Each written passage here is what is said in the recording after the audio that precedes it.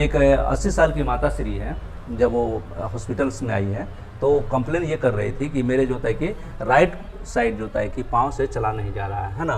तो हम लोगों ने एक्सरे करके देखा है। तो एक्सरे करके देखने में क्या आया है कि जो ये हड्डी है ये लेफ्ट साइड है और ये राइट साइड की है। तो लेफ्ट साइड का ये कौन सा बोन है, फीमर है, और ये कुल्ले की हड्डी है, और इस कुल्ले से हड्डी से जुड़ा हुआ हेड के साथ जो है ये जुड़ा हुआ है।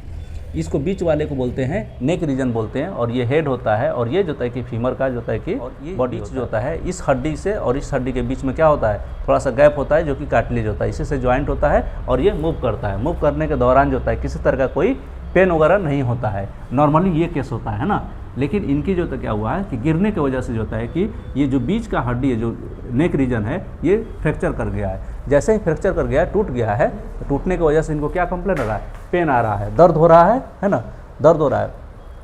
तब हम लोगों ने क्या किया कि प्लान किया कि अगर हम लोग जो है इस नेक रीजन्स में एक जो होता है कि इम्प्लांट कर देते हैं, यानी कि टोटल हिप रिप्लेसमेंट कर देते हैं, हिप THR कर देंगे, टोटल हिप रिप्लेसमेंट कर देंगे, तो ये फिर से कुल्ला जो होता है कि नॉर्मल तरीके से काम करना शुरू कर देगा। तो हम लोगों ने बिफोर सर्जरी से पहले का ये एक्सरे लिया हुआ है, और सर्जरी के बाद अब हम लोग एक्सरे देख रहे हैं ना।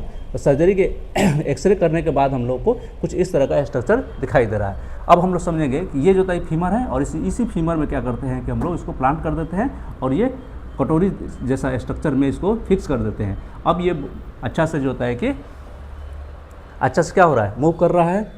अब हम लोग चेकआउट करेंगे। चेकआउट क्या करेंगे कि पहले देखेंगे कि ये दोनों एक दूसरे से सेंट्रल होना चाहिए, यानी कि राइट और लेफ्ट दोनों जो होता है कि बॉल जो होता है एक सेंटर में होना चाहिए, दोनों का पोजीशन सेम होना चाहिए।